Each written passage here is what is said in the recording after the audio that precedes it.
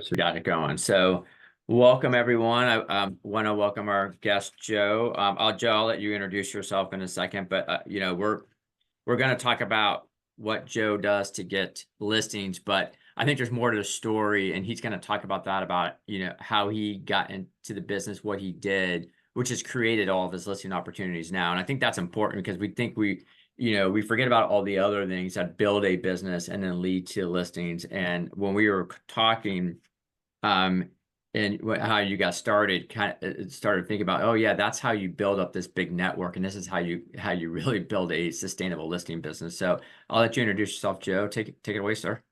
Awesome. So, like Steven said, my name is Joe Vonderschmidt. I'm within the Century 21 organization as well, just like all of you guys. And I'm out of the Atlanta area. So, actually, Cumming, Georgia is where I'm out of. We're about 45 minutes north of Atlanta. So, grew up in the area that I work in. Like you guys maybe heard me talk about a couple minutes ago, I grew up playing baseball and was fortunate to have played baseball throughout college. And then when I kind of got to the end of my college career, professional was something that definitely wasn't in the cards for me. And so I was always curious what my new passion was going to be. Am I going to get into golf? Am I going to get into hunting? Like, what am I going to be doing? My junior year, going into my senior year of college, I was introduced to Terry Swanson, who is the Stephen Botino of my office. And, I was really looking for, at that time, I was really just looking for an internship that would take credit for a class. They either, like, in order to graduate, I either had to take an additional class during the summer or I had to do an internship. I was like, hey, an internship could be something that I could get paid for, right? So when I met Terry, had a couple of different opportunities, but ultimately decided to work in the real estate space, because when I met Terry, if I'm being honest, he was like, yeah, man, come in whenever you want, leave whenever you want. I was like, perfect. This is going to be great for my baseball schedule, because of course, still had practices, games, all that kind of stuff. And I needed something that was going to be flexible with that. So that's how I was introduced to the real estate space. After working there for a summer, I was kind of like, if I was seeing all these people come into the office for closings, and I was like, that guy right there just made how much money? And I kind of had an attitude like, if that guy can do it, I can do it. So my senior year of college, I decided to get my real estate license. And as soon as I graduated, got straight into the business. So that was June of 2017 that I got into the business. And I had some pretty instant success. So my first year in the business, in August, and keep in mind, I had just graduated college, I had 8 closings in 1 month. And I got pretty cocky with myself. My mindset was like, man, I just made more money in 1 month than a lot of my friends were making in a year, right? So I got pretty conceited, pretty cocky. It's good to be confident, but there's a fine line between confidence and cocky, right? And Right. so after that month of August, September, October, November, and December, 4 months in a row, I hit the goose egg. Didn't have a single closing those 4 months. So I was quickly brought back to reality. And I would say somewhere around that 2.5, 3 month mark, I approached Terry, which again is the owner of our office. And I was like, look, man, I'm newly married. My wife and I just bought our first house. Like, I was straight out of college. It was tough. It was an eye-opening experience. And I was like, look, I want to make sure this never happens again. And he's like, well, I'll agree to sit down with you and work with you, but if I'm going to spend my time doing that with you, which of course Terry's a very helpful guy, but I know how well respected he is in the real estate space, and he's a busy guy. He's like, I want you to commit to 100% of what I tell you to do. He's like, I'll work with you, but you've got to commit to it. Pretty much just said, don't waste my breath. Yeah, and if So I might just let them know, Terry Swanson, or they're in the top, about 15 in the U.S. for Century 21 as far as size, and he was a very successful agent himself before he was in Century. So he knows what he's doing. He's done a phenomenal job within the system, very knowledgeable, and was successful himself as an agent. So a good mentor to have. definitely great mentor. And I love Terry, great mentor on the business side of things, but also personal life. I mean, I look at that guy as like a second dad. So he's done a lot to help me, for sure. I'd do anything for him. So you sat down with him. Yeah. Yeah, and because I love this part of the story, and so yeah, continue with that. And So yeah, I sat down with him and I was committed to not wasting his time because again, I knew how well respected he was. I knew how busy he was. And I kind of had the thought in my head that, hey, if I don't show this guy that I can do it, he's going to write me off. And at that point, it's sink or swim for me, right? So I knew that he knew what to do to be successful in this business. And I knew that I wanted to be successful in this business. It was just a matter of me taking the bull by the horns and making things work. And really a lot of the things that we're going to go over today is not anything different than what you've heard before. I guarantee you've heard these things from Steven or any other real estate coaches that you hear across the industry, but the only difference is I really just implement them into my business.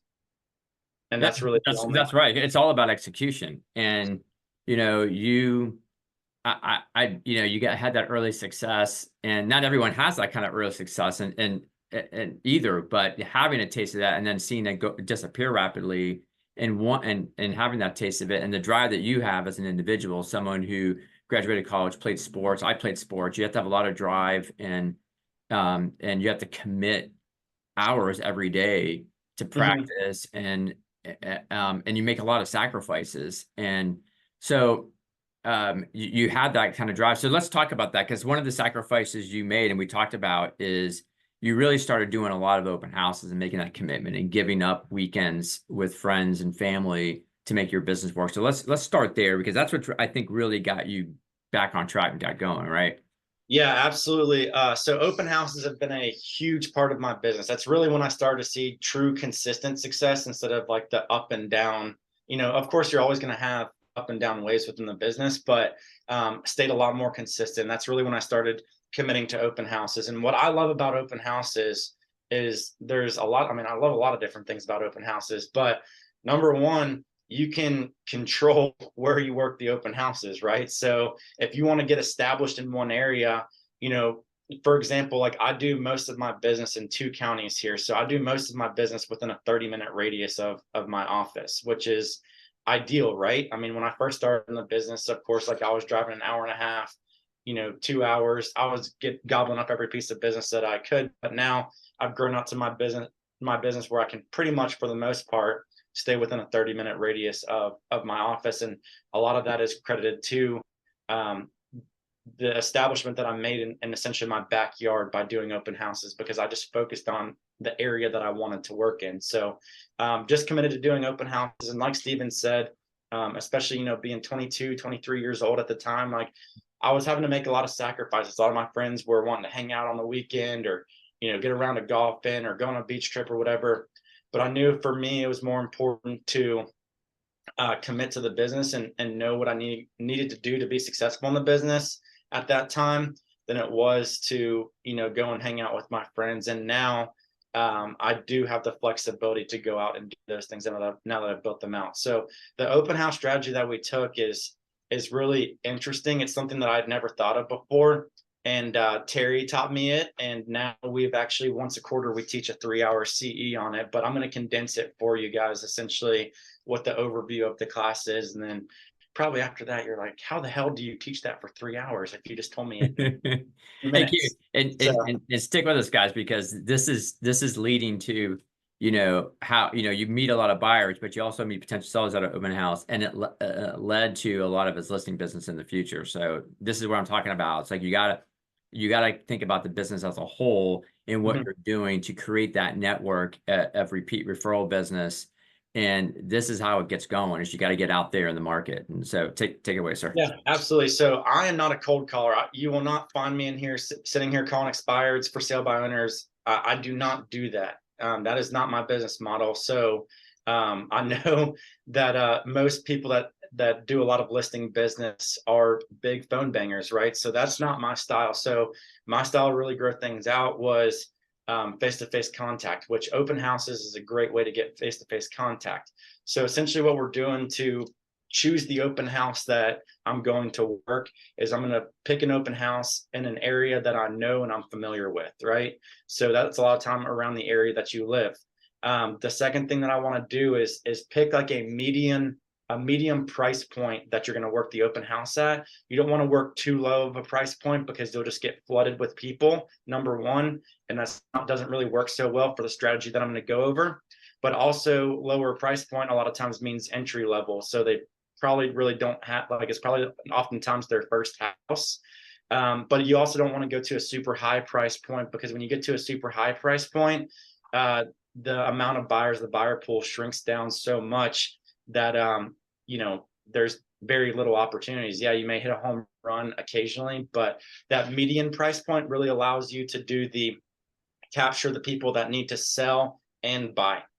So when they're coming to the open house, yeah, they're looking to buy, they're expressing interest to buy, but a lot of times they need to sell as well, whether it be a larger house that they're looking to downsize or a smaller house that they're looking to upsize. So for my market, the median price point, my median price point is right around 475 to 500,000. So I try to stick in those, 4 to 600 range for me personally, whenever I'm doing open houses, because that's a good median price point that a lot of times you can double into deal. Now, I'm not sure how your market is there in the Raleigh area. You guys are Raleigh. Well, you have a couple different offices, right? Yeah, we're Raleigh, Charlotte, the coast of North Carolina, Charleston area, Fayetteville, North Carolina. So spread out in different markets, different price ranges, but similar. Right. Yeah. So in our market, there's a lot of new construction, and there's new construction subdivisions and communities. And when you go out to these communities, they have their model home, right? And at the model home, there'll be an on-site real estate agent. So whenever you take your clients in there, the builder's agent will be on site, and this may be similar for you guys. So I just don't know. Every market's different. But whenever that new construction agent walks you through the house, they're asking you questions, and they're trying to figure out what you and your clients are looking for in a house. And then once they walk you through the house, they say, okay, essentially based off of what we just talked about, I have these 3 or 4 floor plans that I think would be a good fit for you. And then they'll go and take you out to their floor plans that they have being built in their community. So with open houses, what I'm doing is essentially that same exact approach. Is I'm just treating myself as I am a new construction agent sitting in my model home. I'm treating my open house as the model home, and not necessarily trying to sell the house that I'm holding open. I'm trying to pick up new leads, new business. So over the course of the week, every Monday, I'll pick out which open house I'm going to work that weekend. What's the best day to work an open house? I don't know. What day is it? Hey, whatever day you choose to do the open house, you just got to do the damn thing. So, and keep in mind, you did it one every single weekend. Yes. So I committed to doing an open house every single weekend. So 4 open houses a month for 2 years straight. And then that essentially brought us up to COVID. And then, it was kind of weird during doing open houses during that time. So they kind of fell off a little bit during COVID. So from 2018 to 2020, I did open houses every single weekend for a month. If I knew I was going on a vacation or wanted to take a weekend off, I would double up another weekend, do one Saturday and Sunday. So every Monday I would pick which open house I'm going to do. Over the course of the week, I'm going to preview a total of 25 houses. So 5 per day. It takes about an hour of time, because these houses that you want to preview are going to be within $100,000 price block of the house that you're holding open. So if you're holding an open house at a house for $450,000, I'm previewing 25 houses over the course of the week between $400,000 and $500,000. What that's doing is familiarizing myself with the other available inventory in the market. And that is a very key point. I thought it was extremely stupid at first when Terry told me to do it, because I'm like, I'm supposed to go and look at these houses that I don't even have a client for. But really, that's a huge separating factor in the strategy. I'm familiarizing myself with what's available in these price points. And as I'm going through these houses, I'm not spending a ton of time. I'm spending 5-10 minutes walking through each house. If I do 5 houses, and you're doing them in as close of proximity to your house you're holding open as possible. So like what I'll typically do is just stay in that like elementary school district, because elementary school district tends to be tightest. And then if I can't find 25 houses in $100,000 price block, then I'll go out to like middle school district. And then if I, recently with the lack of inventory that we've been experiencing in the market, I'll go jump out to high school district. But I try to stay as close to possible to the open house as possible. And again, within $100,000 price block, spend 5-10 minutes in each house. If you're doing it right, there may be 3 houses in the same neighborhood that are actively for sale, and you can hit them within a 30-minute time frame. It's really not difficult at all to spend an hour of time each day. Most people have an hour a day that they can spend in their business. I actually saw your video that you posted the other day about 1 hour a day is only 4% of your day, so you can definitely do it. Oh, someone watched So, it. I like yeah, yeah, awesome. it. So I like that. So what I'm doing is I'm walking through these houses, previewing them. I'm taking notes on my phone, iPad, whatever. And, during the course of the week, gathering information, both like, I'll get like, of course, an open house flyer made. I'll get some stats on the local real estate market, maybe specific to that neighborhood. And then Stephen and I actually talked the other day about this. He said that he's taught 10-10-20-20 before. So usually Friday or Saturday morning, I will go out and do my 10-10-20, which is when you knock on 10 houses up the street, knock on 10 houses down the street, and then 20 houses across the street. I know door knocking seems a little spooky, right? You don't want to get the door slammed in your face. You don't want all the confrontation, but the way that we're doing it is just extremely simple. I'm knocking on the door with my open house flyer, and on the back of the sheet, I just have some neighborhood specific stats. And all I'm saying is, hey, my name's Joe Vonderschmidt. I'm with Century 21 right here in Cumming, and just wanted to invite you to my open house here this week. And if you have any friends, family that might be interested, would really appreciate it if you'd send them on by. Now, Stephen, if I said that to you, would you slam the door in my face? Absolutely not. Exactly. Super non-confrontational. You're not trying to sell them anything. You're just inviting them or their friends and family to the open house. Anybody that they might come across that may be interested. You'll Yeah, I get would call it people. like a courtesy knock. Like I'm doing something in your neighborhood. I'm just letting you know about it. Yeah, exactly. So you will get more people that are a little bit more conversational, be like, oh, that's great. I saw that house pop up. What's that one listed for? I saw they had the sign in the yard, and they'll start talking with you, right? And so my next question a lot of times tends to be, so just curious, Stephen, what made you choose this particular neighborhood out of all the other surrounding neighborhoods? Good open-ended question that just gets people talking. It's not a yes/no question. It's an open-ended question that gets them talking about why they like the neighborhood. And when you do that, if they have any interest in doing something real estate related at all, they will tell you without you even having to ask. They'll be like, yeah, we've been here for about 6 years now, and we've kind of been kicking the idea around selling and moving, but interest rates have just been holding us back. Well, we're all real estate professionals. We know how to handle that objection. He just opened it up for me for conversation. Not everybody is going to be like that, but you will find people like that. And once you get into a neighborhood, it's super easy to I sell a lot of houses in like 3 specific neighborhoods in my area that pretty much, I would say I have 85% market share or more in those 3 neighborhoods, which is pretty good. And I just keep hammering those neighborhoods.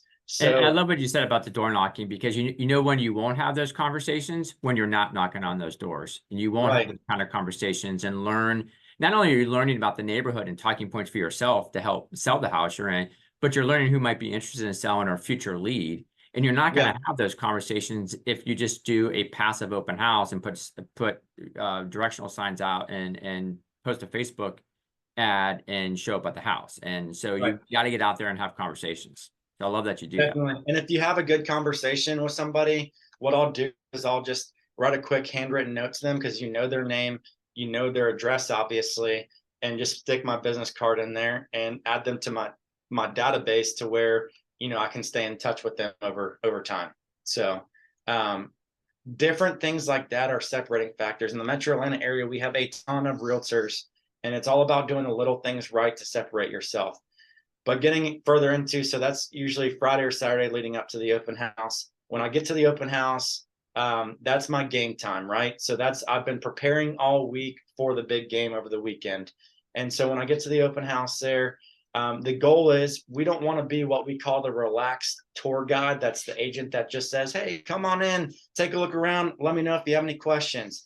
But I don't want to also be that aggressive car salesmen, and also really aggressive realtors. I mean, real estate agents are like one step above used car salesmen from the consumer perspective, right? So we want to take control of the situation without being the aggressive car salesman, but we also don't want to be what we call the relaxed tour guide. We want to take control of the situation. And the way that we do that is if somebody comes into my open house, I'm going to greet them by saying, hey, my name is Joe Vonderschmidt. I'm here with Century 21, and you are? I'm going to let them, Stephen, introduce himself. The following 3 sentences, and guys, this will take practice. You are going to repeat their name the next 3 sentences. So I'm going to say, so Stephen, what brings you in today? And maybe next sentence. So, so I know, man, Stephen, you have a couple of friends that already live in the neighborhood. So I take it you're already pretty familiar with all the amenities and everything like that. So the reason why I repeat his name 3 times is because I want to remember his name. How many times have you guys been in an open house and you meet somebody at the front door and then they're walking around the rest of the house and they come back around to you and you can't remember their name? Happens all the time. So your memory, the way that your memory works is if you can repeat something 3 times, and I can't remember the exact stat in a certain amount of time, you have a better chance of remembering what their name is. So that's what I do there. And then I get into, we have a formula, and if you guys can write this down, this would be great because this is very, very important. The formula that I use is called X 50 50 70. And so what that means is the first part of the formula is whenever somebody comes into the open house, they have their guard up, right? They don't want to be sold something. They don't want to feel like they're getting, sold the house that they're coming in. And that's what most people think when they're coming in the door of an open house, is this realtor is going to bombard me. So the first thing we want to do is get them to take the X off their chest. And what I do by that is I just say, Stephen, I'm not the owner here. So you're not going to offend me with anything. Any feedback that you have is more than appreciated. And that just kind of lets them breathe a little bit, right? And the next thing that I'll say is, so here's the deal. I'm going to take you through the main parts of the house, and then I'll let you look at the rest of the house on your own. Sound good? So what I'm doing there is I'm taking the X off their chest, and I'm also taking control of the situation. I'm not just saying, hey, go feel free to look around, but I'm also not saying I'm going to hover over you the entire time. What they hear in the back of their mind is, okay, he's going to let me do my own thing. So I'm taking control by saying, I'm going to walk you through the main points of the house, and I'm going to let you look at the rest of the house on your own. So as I'm walking them through, and this is where the 50-50 part comes in, I'm going to ask them what we call 50-50 questions. The big thing with 50-50 questions is every single 50-50 question has the word or in the middle of the question. So we've got the kitchen over here. Do you like an open concept kitchen, or do you prefer it closed off exclusively for cooking? Non-biased questions, giving them open-ended questions, yes or no. It's not yes or no questions, it's open-ended questions that allows them to answer. We've got the family room over here. Do you prefer, this 2-story family room, or would you prefer it to be single level, maybe with coffered ceilings and have a little bit more square footage upstairs? We've got the dining room here. Is it good size for you, or would you prefer it to be a little bit larger, maybe for entertaining? Questions like that. There's thousands of 50-50 questions that you can ask people. And I'm not just hitting them with rapid fire questions. Of course, these questions are all mixed in with regular conversation. I was telling Stephen on the phone earlier this week when we talked, it's, you try to, the more you can connect with somebody, the better opportunity you give them yourself to be able to pick them up as a client. So I'll make comments on clothes that they're wearing or something like that. And this is not just for open houses, but for anything. When I go on a listing appointment, I try to find as many points that we connect on. So as That's you a guys, good point, if you don't mind interrupting, is these questions and some techniques yeah, I was thinking about, it's not just open houses, it's any kind of lead, really. You're gathering information, you're qualifying the person, you're trying to build a connection. So when you have open-ended questions like that, you're continuing the conversation. You mentioned it basically when you're door knocking as well. You were leading them to having a conversation, which I think is really important in our business. Absolutely. People work with people that they know, like, and trust. So the quicker you can establish a connection, the better opportunity you give yourself. Especially, open houses. I love them because the best form of communication is face to face. And this is really one of the only lead generation tactics where you can get people face to face that are expressing interest in buying or selling a house, right? So that's why I love that. So as of course, I'm asking them 50-50 questions. When I kind of get them through the main areas of the house, I'll turn them loose. And when they go maybe look at the upstairs or whatever, I'll pull out my phone or my iPad and I'll go through the notes of the houses that I previewed over the course of the week. And this is where the magic happens, guys. So when they come back downstairs or whenever they come back and circle around with me, I'll say to them, Stephen, I've actually got a house right around the corner from here that matches about 70% of what you just described to me. When would be a good time for you to go and see it? Boom. That's the close right there. I If love you were that one. if you were a serious home buyer, what would your answer be? Of course, I want to see it. I mean, right? I came to an open house to see this house, and you Yeah. something that because you've asked me these questions, and now you have notes on these other houses. You know what I like now. So if you're offering a house, most likely I'm going to say yes. I would imagine you get a high percentage of yeses on that one. Absolutely. 100%.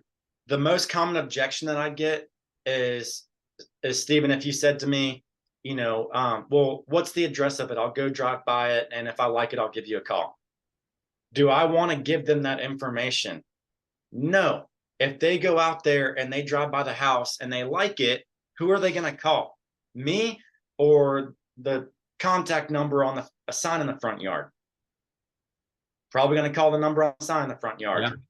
So, but I'm not going to tell them that's not why I can give them the address.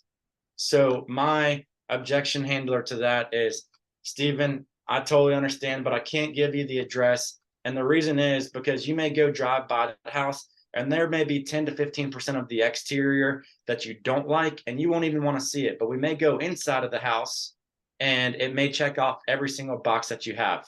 So when would be a good time for you to go and see it? I love it. So, and you'll get the majority of people that will lay down on that one. And then, some people may push a little bit further. And what I'll do if I get them to like step 2 of that is I'll just be like, look, it would be extremely beneficial to me to be able to walk through the house, figure out what you like and don't like. So that way I really have a good idea of what you're looking for. So, and I promise I won't reach out to you again until I find that house that matches your criteria perfectly. Sound good? When we talked about one of the questions you didn't ask is if you're working with a real estate agent, and Yeah. I like the fact that you didn't do it. Tell them why you do that. So there's 2 questions I never ask people. Are you working with a real estate agent and are you pre-approved? There's a couple of reasons why I don't ask them if they're working with the realtor. Number one, I assume that I'm their realtor. I assume that they're my client until they tell me that they're not. The other reason is the majority of people, if you ask them, are they working with a realtor? They're going to say yes, because they assume that you're like every other realtor out there that is just going to follow up with them and say, hey, are there any houses you would like to see that you've come across? Like, it's just so cheesy. Like we're trying to separate ourselves from other realtors, right? So their best defense mechanism is to just say yes, they are working with a realtor if any realtor asks them, because they don't want to be bombarded with all the realtors. But if you never ask them and you just show them what you're capable of and that you can listen and prove your value, people will follow your lead. Now, as soon as they tell me that they are working with the realtor, of course, I'll back off. I'm all about staying legal and ethical in the business and want to hold a high reputation in that. But until they tell me that, I'm treating them as if they're my client. And a good point to that is like sometimes they have signed agency and that we really have to back off. But sometimes they've just talked to an agent, and not all agents are created equal. As you can see, Joe's not your average agent. So once they start going through this process and talking with Joe, they might decide maybe this is a better option for me. He's more prepared. He's got other houses for me to see, and they might change their perspective on who they should be working with. Absolutely. When they have agency, we all know we have to back off. But until they have something signed, it's fair game. Hmm. And it's, we're in the sales business. And Absolutely. I don't And know too many successful salespeople that back off. mhm, absolutely. And the other thing that I don't do is ask for the pre-approvals. And the reason is because sometimes people can take offense to that. In my opinion, they'll be like, oh, this guy doesn't think I'm pre-approved. Look, my first priority is building a relationship and establishing trust with these people. If I can't build a relationship and establish trust with them, then I'm not even going to take them to the next step, right? So you got to focus on that first. Have I ever invested, and keep in mind I said invested, not wasted. Have I ever invested 30 minutes of my time going to show somebody a house that ends up working with another realtor? Yes, I'll do it again all day long, because people on average buy and sell real estate every 5 years. I'm 29 years old. I'm going to be in the business 5 years from now, or at least I hope so. If not, something's very wrong. I might be 6 foot under, but I'm going to be selling real estate 5 years from now. So, and then also, whenever people come into my open house, I don't get them to sign in, and all I have on a sign-in sheet is their name, phone number, and email address. I don't have them sign in until they're leaving, and the reason being is because you have a much higher likelihood of getting their correct contact information if you wait until the end. And the reason being is because people are more inclined to give you their contact information if you provide them with value. How do you expect to prove your value if you get them to sign in as soon as they come in the door? But if you wait till the end, you're giving yourselves 15, 20 minutes to prove your worth for them to sign in. And a great example I have of that is I was working in an open house a couple of years ago in a neighborhood that I have a lot of dominance in. And as the lady was signing into the open house, she said to me, or I said to her, I was like, hey, I know this one isn't the right fit for you, but I actually have another home in this neighborhood that's going to be coming on the market in about 2 weeks that fits a little bit more of what you just described to me. And she literally said, oh, I accidentally wrote my old phone number and email address. Let me correct that for you, because it wasn't until that point that she saw my value. And I love that story because it just shows that people will give you the valuable information if you provide them with valuable information. So until I they love that. I've never heard that.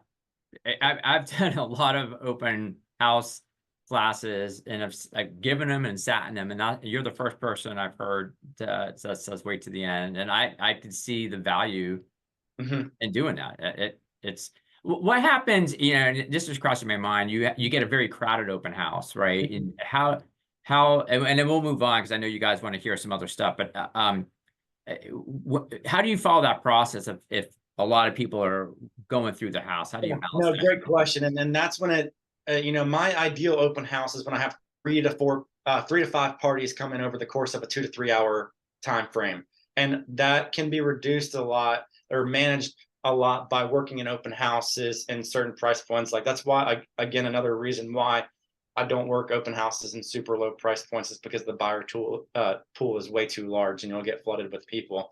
But of course, there's open houses where you do have a lot more activity. I actually had one this past weekend, and what I do is I try to find my people as quick as possible. So I'm going to prioritize people. Like when they come in, you'll find out that people will tell you if they have an agent. So if somebody tells me that they have an agent, just hey, go take a look, right? Like I'm not focused on them, but the people that I can sense don't have representation, and you will start, the more and more you do open houses, you will have a sense for things, and the people that I sense could use my help, I will invest my time in them.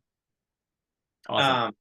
A great way when you have a super crowded open house, I was just talking with Terry about this last week. When you're in a super crowded open house, it's so tough to get everybody's contact information, right? But if you went into the middle of the house and said, all right, guys, I have a sheet over here. If you would like my exclusive list to off-market properties, please sign in and I will add you to the list. You're a serious home buyer. What are you doing? You're writing down your damn contact information. That's right. So, yeah. So, great way to get, like in a crowded open house, if you're trying to manage people getting signing in and everything. Excellent. Just saying, hey, if you'd like to be added to my list of off-market properties, sign in onto the sheet over there. People will sign in. Great. Yeah. I know you do a lot of farming, SOI work, and stuff like that. So I Yeah. know we spend a lot of time on this, guys, and that's great because I think, especially if you're trying to build a business, making that sacrifice, doing this thing and getting in front of people, because not only is he getting in front of people at the open house, but he's knocking on 40 doors each time. Hmm. And when he Out of gets an 40 opportunity, doors, we'll probably talk with 5 to 8 people. yeah, and then you're going to add them to your database. So every week you're adding whoever you met at the open house and those people to your database. Or what I did training the other week, your data bank, right? Because these are future sellers. And so it's important that the consistency of doing this and that process is led to increase network, increase SOI, and your ability to grow the business the way you grew it so fast. In the area that I want to be in. Yeah. So yeah, and you just said consistency right there. I mean, that's a huge word. If you work one open house a month, you're not going to see results. If you call expireds one time a week, you're not going to see results. If you make one social media post a week, you're not going to see results. Whatever you want to do to generate business, pick 2 to 3 lead generation activities and focusing on becoming a master at those things and really commit to them. Yeah. And, in your second full year of real estate, you did over 100 units. Uh-huh. That just takes, and especially when you're young. I remember being a young consultant, and it's really difficult to get people's respect and attention when you're really young at your profession. And so you obviously cared yourself very well. You did the right thing. You followed a process, and they saw the value in you. They didn't see your age. They didn't see any of that stuff. They saw this guy is adding value, and they wanted to work with you. And that's an incredible amount of houses at such a young age, so young into the business. And you've kept building year after year, which is incredible. And Right. we were talking about farming too, so I want to make sure you talk about that because you've got a great farming methodology, and your SOI stuff is very similar to how we teach it, which Yeah. I love. So, and it's where he's getting a lot of his listings from. So like I said, I have 3 neighborhoods that I dominate and hold the majority of market share there in those neighborhoods. And really, so of course there's a number of different things that go into that. First is mailers. So what I do is I have 3 main topics. I send out mailers once a month to these neighborhoods. And there's 3 main topics that I focus on. The more you can simplify in this business, the easier it's going to be, right? So the first month, my mailer will be focused around neighborhood specific stats, right? What have the sales been in the neighborhood? What are the average price point done from 2022 over 2023? Stuff like that are focused specifically on the neighborhood. The second month is going to be a local update. Are there any roadway changes? Is there a new development going in that might affect these people? And I just do that by going up to the county office and the planning and zoning department, figure out what's up and coming here in the area. Anything that I can share with these people that they might find interesting. The third month, what I'll do is I'll do a nationwide real estate update, something that affects people looking to buy or sell houses no matter where they're at across the country. So something like right now, interest rates. So I can do, the Federal Reserve just met on the 31st of January. Did they cut rates? Did they not cut rates? Kind of recap a meeting like that. So, and I just repeat those 3 topics quarterly. So every month they're getting a postcard from me with a different topic and a different talking point on there. So postcards are a big thing, but also the more you can get established in the neighborhood. So if I own houses in 2 of those 3 neighborhoods. So they are in I'm in the neighborhood Facebook page. What you can do is they do get a little bit, other realtors have gotten pissed off at me because they're not smart with the way that they do things, because they think I'm advertising to have earned business, which 100% I am, but I'm smart about the way that I do it. I provide value. I'm not just cheesy and say, hey guys, if you're looking to sell your house, give me a call. Stupid, right? That's what every realtor says. But how can I provide value to these people? And if I dropped a short video in there, even just recapping the postcard that I sent them, they see my face, they see me out on the selling houses, they see me on the sign in their neighbor's yard. I'm not saying the things like, I'm not saying, hey, if you're looking to buy or sell your house, contact me.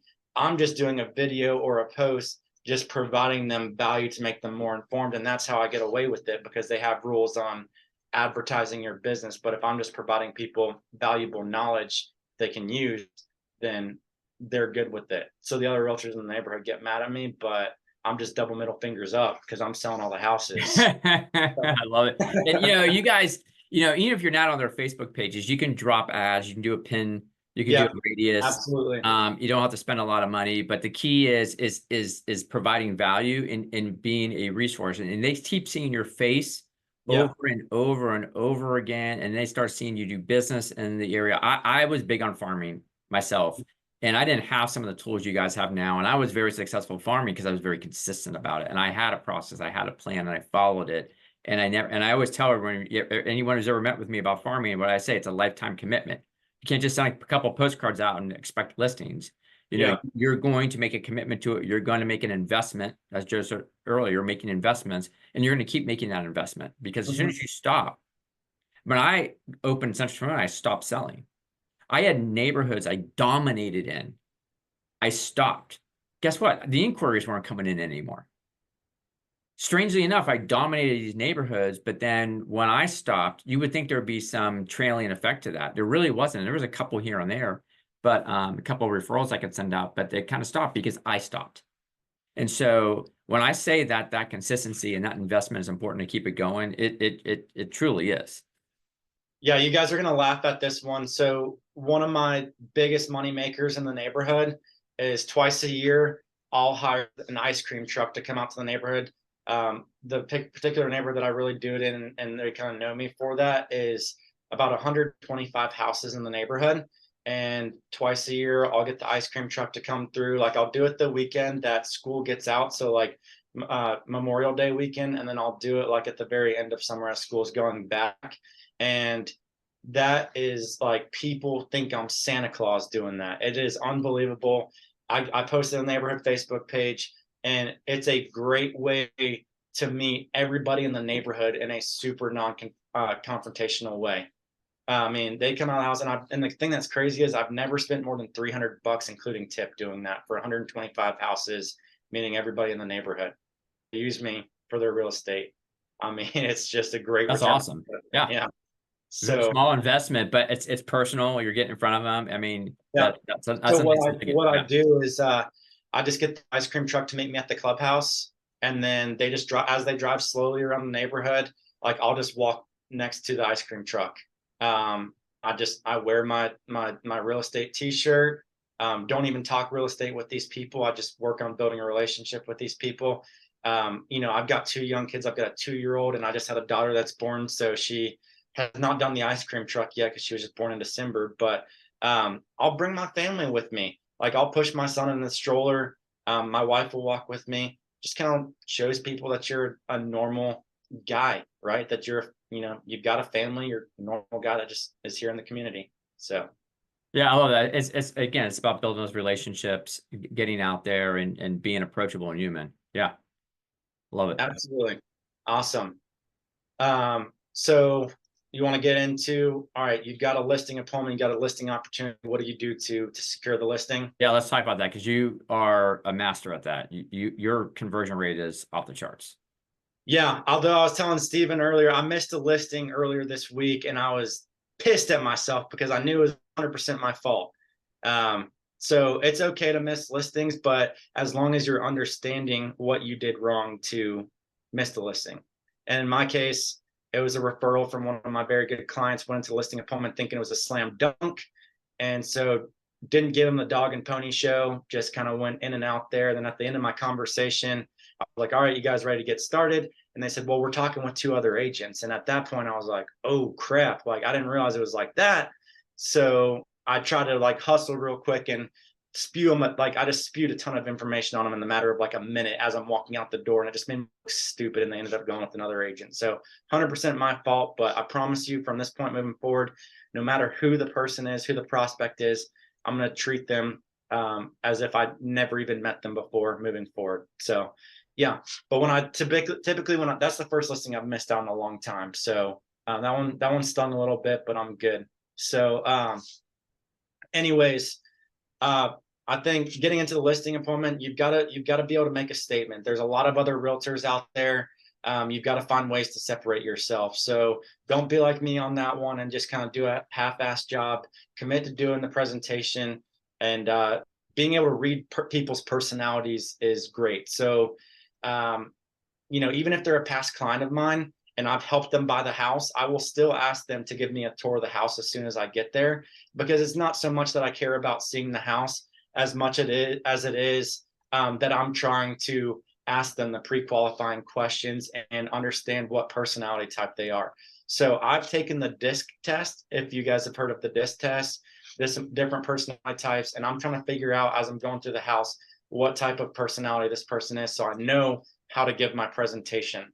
And also ask them more pre-qualifying questions. So like I'll ask them, like, one of my most important questions is, so did you guys have an idea of what you want to sell the house for? And most of the people will say, yeah, we'd really like to try to get $500,000 for it, or whatever the number is. You'll have your people that think they're funny, and that's a pretty common answer too. They say, yeah, $1 million. So, and then you have other people that just say, that's what we have out here for. But my goal is, by the time I sit at their dining room table, I need to know where their mind is at. So even if they don't answer,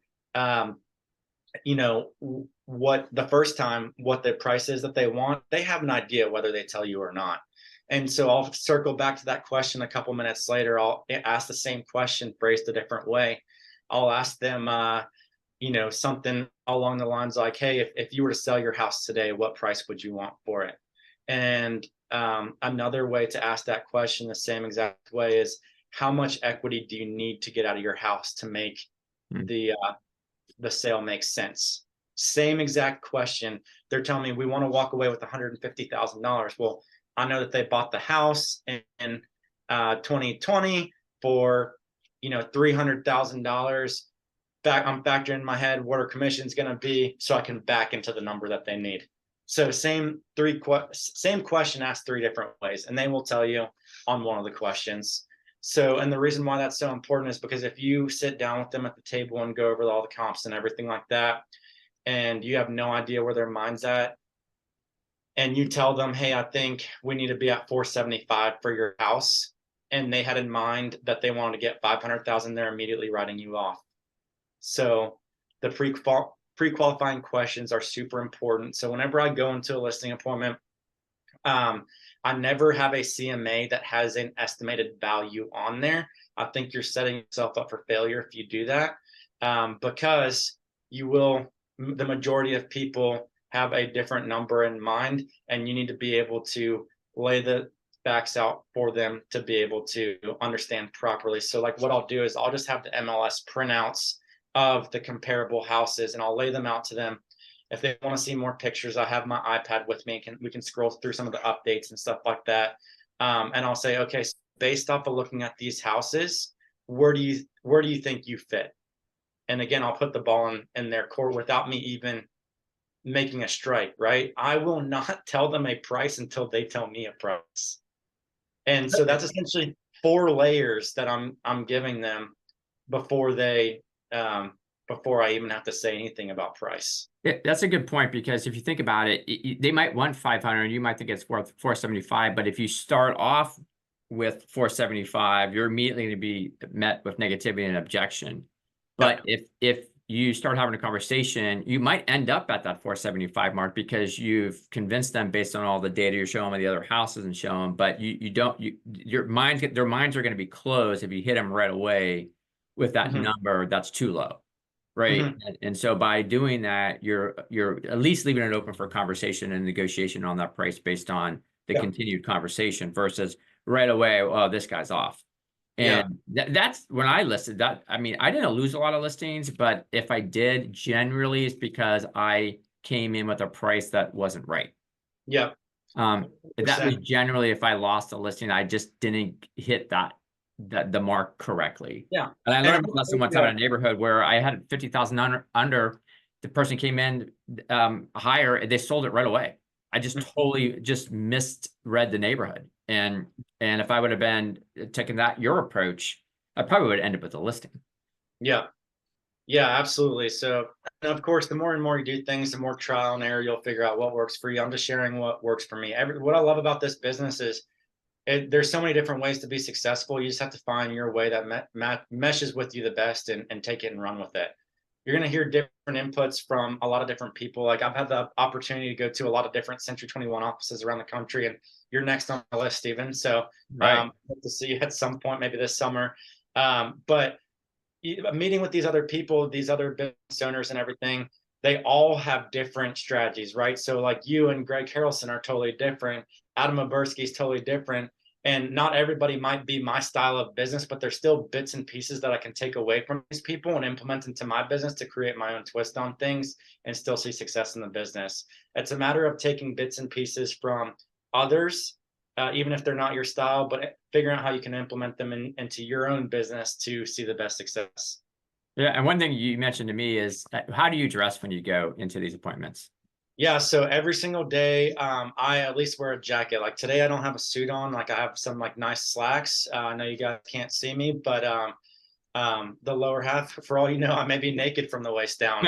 But, for anyways, I always keep a jacket. I don't wear a tie or anything like that, but I feel like that's like people make uh, they form their opinion about you within like the first 10 seconds. So how do you make your statement? For me, I'm not one of those guys that drives a super nice car or anything like that. I drive a Ford F-150, but I just try to, you know, show professionalism. I have a well-fitted suit. They are a little bit bold, like you know, you might be able to see like I have a lot of purple mixed in on this one. Like I just do different things like that. Like I make sure I'm always dressed professionally. And that's really something that I started with as I was a new agent in the business, 22 years old. I had in the back of my head that um, you know, I was young. I needed to do something to stand out to make these people trust a young guy, right? And maybe that was just something in the back of my head, but it's just something that I've always gone to now, and I've just consistently done. Even though now that I've got an office and have built out a team, and working on building out my own office and everything, I still dress professionally because. And then I learned this from Adam Oberski when I went up to his office probably about 2 years ago. Is like, look, the people that you surround yourself with. So like, for example, the agents on my team, or our office staff or whatever, they're going to always do a little bit less than what you do as the leader of the office, right? So if I'm dressing in, let's just say like a polo or something, then I'm essentially giving the other people around me the opportunity to wear a t-shirt. But if I'm wearing a suit, maybe I can at least get them in a collared shirt. But so it just kind of elevates the level of thinking. And I think even when you go and meet with clients, if you show up professionally dressed like this, it elevates their level of thinking that you're the professional and makes you stand out a little bit more. Yeah, that's great. Thank you for talking about that. And I know we're almost at an hour now, but just let's touch on SOI real quick. And then if you guys have any questions, we can do that. And we'll let Joe go on his way today. So just real quick, let's go through that. I know that's something, guys, we talk about a lot, but Yeah, it's an important piece to his business. So a huge piece of my business. SOI and referrals are pretty much how I get the majority of my business now.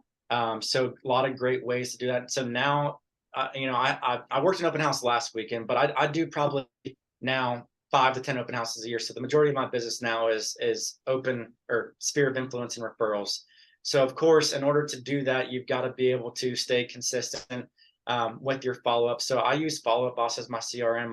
I absolutely love it. It just keeps everything organized. What I do is I have a routine every single morning. And I'm just guys, Follow Up Boss is great, but Moxie is also great and is provided for you. So if you don't use absolutely, Follow Up Boss, I mean, what the point of it is use the CRM. whatever CRM, yeah. Yeah.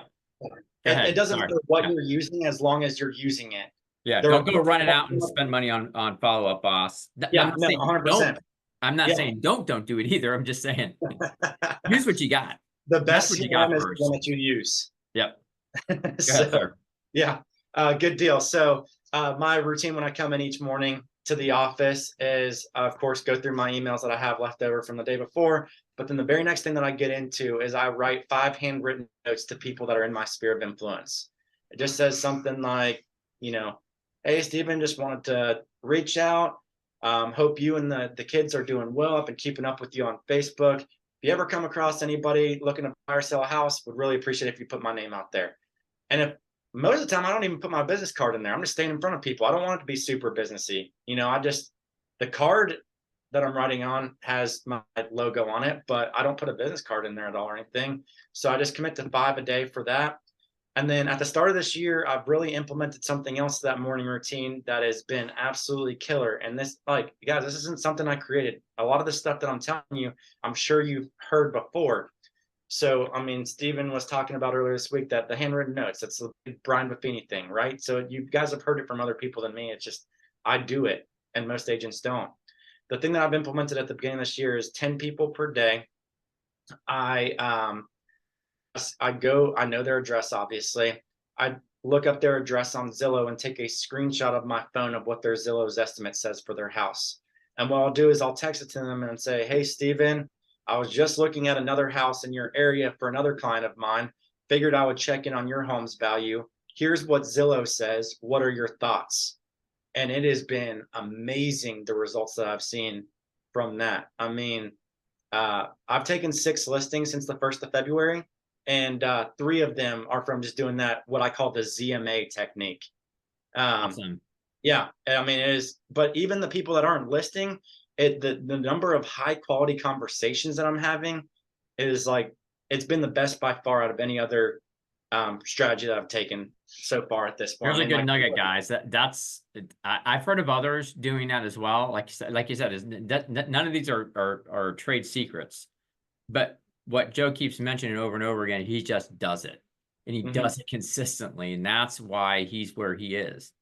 It's the compound effect. Mm-hmm. If I've ever read that book, and it's not, the compound effect is not just about business or whatever. It's about your overall life. I mean, if you took 2 people that are in the exact same position in real estate right now, and you know, one person, so let's just say every single morning I commit to every single morning doing those 5 handwritten cards and 10 ZMAs, and the other person that's in the exact same position as me doesn't do anything in those mornings.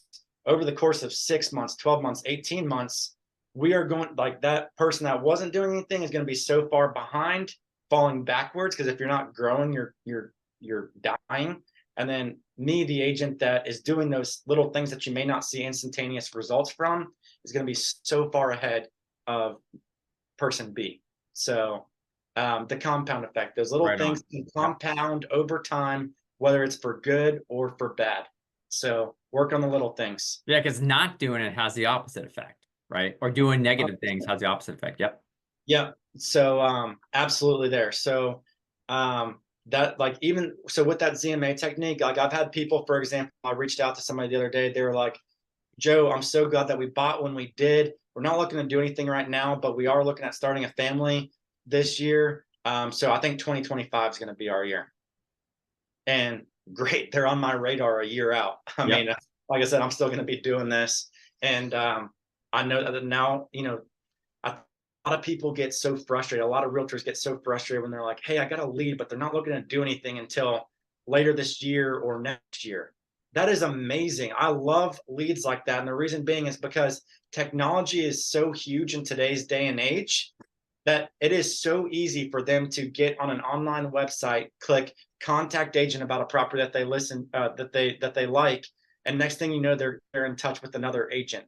The earlier they get on my radar, the less likely that is to happen. So I love it when leads come in a year in advance. Dude, that was my favorite kind of lead, because Yeah. it was like I was checking off, I've got business in the future. Check, Mhm. check, Yeah. check. And I knew I was going to follow up and stay on top of that, and I was going to have that listing. And I got excited about that because as I'm doing that, I'm getting stuff now because people are ready Mhm. now. But the people that are in the future, I've also got them, and I realized, like, hey, next spring or next winter, I've already got clients to work with. Mhm. So Yeah. I loved it. 100%. The other thing that I would really recommend if you guys are trying to grow out your sphere of influence with all the technology these days, guys, it is so easy to get connected with a lot of people. So another little, I still do this, just not as consistently now, but I teach it to a lot of the newer agents. A great way to grow your sphere is social media, and I do a lot of social media. I'll put my little information there in the chat at the end. But anyways, what I do is what I call 10-10-20-20. So every single day, I'm adding 10 new Facebook friends or Instagram followers per day that have more than 10 mutual friends with me. And I want to make sure that these are not people that are in the real estate space. So of course, it's not bad to add other realtors on your social media accounts. I just don't count those people in the 10. So I'm not counting realtors, home inspectors, mortgage lenders, stuff like that. 10 people that can potentially give you business that have more than 10 mutual friends with you, adding them as a friend on your Facebook account, and direct messaging a minimum of 10 people per day, saying something like, hey, Steven, I'm a local realtor here in the area. If there are ever any real estate needs that I can help you with, would love it if you give me the opportunity. I'd love to be a resource for you. Even if you just have questions, feel free to reach out. About 50% of people will respond. Other 50% will not. And I actually closed the deal this time last year. It was a guy, whenever I was in college, my freshman year, I worked a summer at Academy Sports and Outdoors. It was a little local sporting goods store. And I worked with them there. And so I hadn't talked to him since. And I asked him, like, because that was like 2014 and last year was 2023. I was like, Steven, or, his name was Daniel. I said, Daniel, so how did you know that I was in real estate? And he was like 6 years ago, you messaged me on Facebook, just tell me you're in real estate. And although I never responded, I just always had it in the back of my head that I was going to use you when the time came. That's awesome. So, yeah. So just the consistency with that. And then the 20. One thing I do, I'm going to just tell you, this is simple for messaging. I go on every day. Mhm. And it's just real simple. You have that list of whose birthdays it is, and I go and message every single person. I wish them happy birthday. If I know them a little better, I add an extra message. Hope you're doing well. Have an awesome day. Super simple. Every day. My birthday. Yeah, I go in and wish them happy birthday. Occasionally I'll miss a weekend day or forget, but it's very rare I do that. And I'll be on the weekend and I'll be like, oh crap, I need to go on Facebook and wish people happy birthday. Yeah. And it's a simple thing to do. Yeah, absolutely. I do the same thing. The 2020 part of the equation is you're going to like a minimum of 20 people's posts per day that potentially can give you business, and comment on 20 people's posts per day. Can be like, for example, you see a lot of Valentine's Day posts from yesterday. What if you went and commented, saying something like, you see that the restaurant that they're at, you're saying, oh, my wife and I love that restaurant. Just little things like that to connect with people. And that's important because although you may have a lot of friends on Facebook or social media, are you truly connected with them? And the more you engage with other people, the more comfortable they feel to engage with you. Maybe it's somebody that you went to high school with and haven't talked to since then. Would they reach out to you if you didn't establish some form of communication with them? So doing those little things give people a lot more comfortability to be able to reach out to you when their time comes. And it may not be today, it may not be this year, but it will be at some point. And if you're doing your job, staying in front of them, you're giving yourself a good opportunity to earn the business. I love it. So why don't, just for sake of time here, does anyone have any questions they have for Joe as we wrap up? One thing I want to say about agent retention was fear. Guys, pop buys are a super easy way to maintain in the long run. Guys, if you do pop buys consistently, once a quarter, like we just did our Valentine's Day pop buys. I put a $5 Starbucks gift card on there and just dropped it by my best clients' houses, just saying, like, said something cheesy, like, I don't know, like enjoy a coffee or tea on me, with some sort of stupid Valentine's Day like poem type thing. It doesn't matter what it is, as long as you're doing it, because here's the deal. If you're doing it consistently, people will not want to have the conversation with you when you go and when you tell them like, hey, Steven, I'm about to pop by your house tomorrow, drop you off a little gift. Does Steven want to respond to me and say, hey, Joe, we're not there any longer? No, if they're expecting you to come because you're doing it on a consistent basis, they will not use anybody but you. You can say, will you be my referral source? Yes. Will you refer me a client? Yes. Will you be my Valentine? Exactly. That's great. Thanks for bringing that up, because we're big on Popeyes. I love it. Anyone have any questions? Obviously, this is recorded. Hopefully, Joe will come out and visit us. That would be great. I'd love to see you. I'll see you in Vegas in 3 weeks. No, remember, I'm not going to Vegas this year, unfortunately. That's right. You're not. We just had the baby, so that's right. I'll be here in the fall, and I'll try to come out a little bit early to yeah, I'll see Terry. I'm sure Will on the gang there and stuff. So great organization. And Joe has Joe mentioned his office, so he's grown so much with Terry that Terry opened up an office with Joe and been super successful. Cena's raising her hand. Go ahead. You can put on video if you like, Cena. So Courtney's with me. She's got a Oh, question. hello. Look at that Green Bay Packer thing on and everything. Look at that. Yeah, I'm still a little sick, so cold. Hi Joe. I have one question just in referring to listings. I've gone on a few listing appointments with my mom, and one of the biggest things is like you said, people that think their house is overvalued than what it actually is. So Mhm. you say you don't mention anything until they give a price. But how do you handle that when they think that, for instance, maybe their home goes for 400,000, but you know for a fact that it's probably worth 350. Right. So how do you handle that? Yeah, great question. So that is actually I will take overpriced listings. Now, what I will do though is I prep them. So of course, if we're like, 50 or $100,000 off, just depending on the price point, I will handle the conversation differently. If you're talking about a $50,000 price gap in that price point, I'll talk with them. I'll ask them the question after I show them the comps. I'll be like, for example, like, all right, so looking at this house, like, what do you feel like? All these houses, other houses are on the 350 range. What do you feel like are the differentiating factors that push you to the 400 price mark? I'll put the ball in their court and let them tell me. So, Will you so, price so it up there, or do you get it back down, or do you say I'll price it there, but if we don't get showings or sold by this time, that we was need my to question. reduce? Yes. So I mean, like I said, I do take overpriced listings at time because a lot of times, like in this market right now, inventory is so low. A lot of times you can still draw traffic. So in today's market, I'm still taking overpriced listings and letting them experience it for themselves and maybe experience some pain of not getting any offers.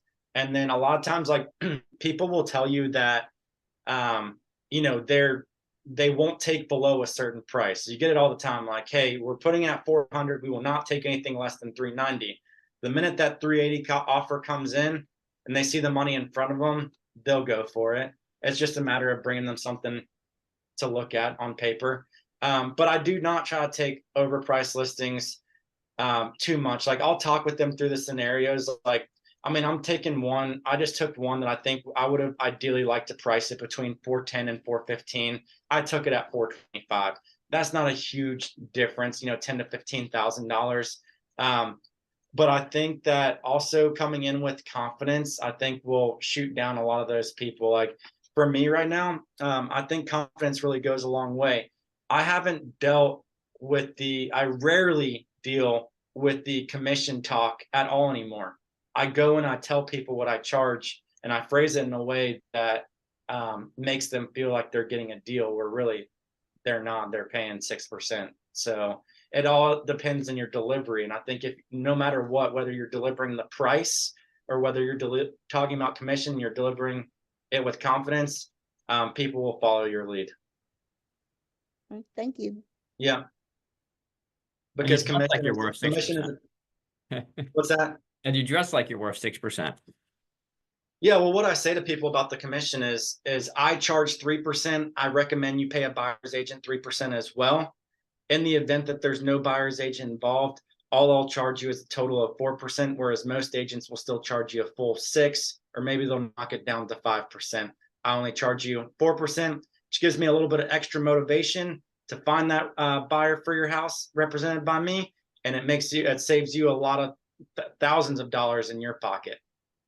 And people think they're getting a deal. Really, about 15% of the time, I'm able to generate an unrepresented buyer. So, but they get excited about, the potential of saving 2%. Cool. Thank you. Anyone else have any questions for Joe? Thank you, Cena and Courtney. Yes, I do. Hi, Joe. I was wondering, do you pull comps prior to seeing the house, or do Yeah, you? 100%. Yeah, I do. I definitely pull comps, but I just don't do a full CMA because if I've never been in the house before, like I don't want to specify a price on it. And just like I said couple minutes ago talking with Steven, if I went into a house with a value that stated 475 and they had their number in mind at 500,000, they're immediately writing me off. But yes, I do prepare comps, and then it's better to be more prepared than less prepared. So of course, you know, a lot of the neighborhoods in my area are pretty comparable, square footage, stuff like that. Kind of makes it easier. But if you're going to a more unique property, it's better to be over prepared than under prepared. And then you can kind of filter through which ones are actually comparable once you see the house and which ones are not, and kind of throw them out. Well, I guess my question would be then, do you do a pre-listing inspection, tour the house, then go back to your office? Do you CMA? Excuse me. Do you No, CMA? because my goal is whenever I'm walking into a listing appointment, I bring a paper copy of a listing agreement. I fill it out right there, and I get them to sign right there at the listing appointment. Because if I say, okay, great, we're good to work with each other, let me just go and figure out the price, I'll email you to e-sign all of the paperwork and everything like that. It gives them the opportunity to second guess things. I've been on, like, early in my career, I went on a good bit of listing appointments where when I was there in person, they were all hot and ready to go. And then as soon as I send them the listing agreement later that night, they're like, hey, we're going to think on things a little bit more. If I get them while they're hot, it's easiest to do. So I always have a blank listing agreement with me. And at the end of the appointment, my close is typically something like, so Peter, are you ready to get started? And they're like, they look at each other. Yeah, I think we're ready to go. Okay, great. I brought the paperwork with me. I can fill it out real quick. I do that, get them to sign right there. My assistant will be in touch with sending over the disclosures. If you have any questions on them, feel free to reach out to me anytime. I'm here to help. And I get it knocked out right there at the time instead of giving them any opportunity to second guess anything. Okay, thank you. So there is no, to answer your question, there is no need for me to go back and define the price at all. It's already talked about at the listing. Awesome. Oh, Cena, you're back. Yeah, are you good with time, Joe? I am. This time. Yeah, I'm good. I don't have anything until 12, so I'm Okay. good. Thank you. So this time is me. In your listing agreement that you bring to the appointment, do you have to state the selling price at that time, or is that something that you come back with? Because I know that different states may do different things. Yes, so we do state the price, but if for whatever reason we did want to change it, it'd be easy to, you know, just go in and make an amendment to that. So yeah. Awesome. Yeah, everything is determined in there. The listing term, the listing price, the commission, everything's in there. Excellent. Thank you. Anyone else? Going once, going twice. Sold. All right, man. Really Hey, appreciate it. do a quick plug on my social media real quick if you guys Yeah, want. absolutely. I'm going to put in the chat my name because I do have a long last name. And then, so my name is Joe Vonderschmidt. I'm putting it in the chat. And then my Instagram is Go With Joe, which is my brand _C21. So Go With Joe _C21 on Instagram. And then you can find me on Facebook at just Joe Vonderschmidt. So would love to connect with you guys. If at any time you have any questions on anything, of course, you guys have a great leader. I respect Steven a lot. But if you ever want to bounce anything off me, my DMs are always open. Reach out anytime. I appreciate that, Joe. And thanks again for doing this. This is a lot of nuggets. I hope you guys took a lot away from this, took a lot of good notes. And thanks again, man. Really appreciate it. Really Absolutely. appreciate Congrats on your new office. And hopefully we'll come up sometime this summer and check it out. Yeah, that'd be great. Love to have you. Anytime. Awesome. Anytime. Yeah. Thank you, Steven. All right. Bye, guys. Take care. Bye.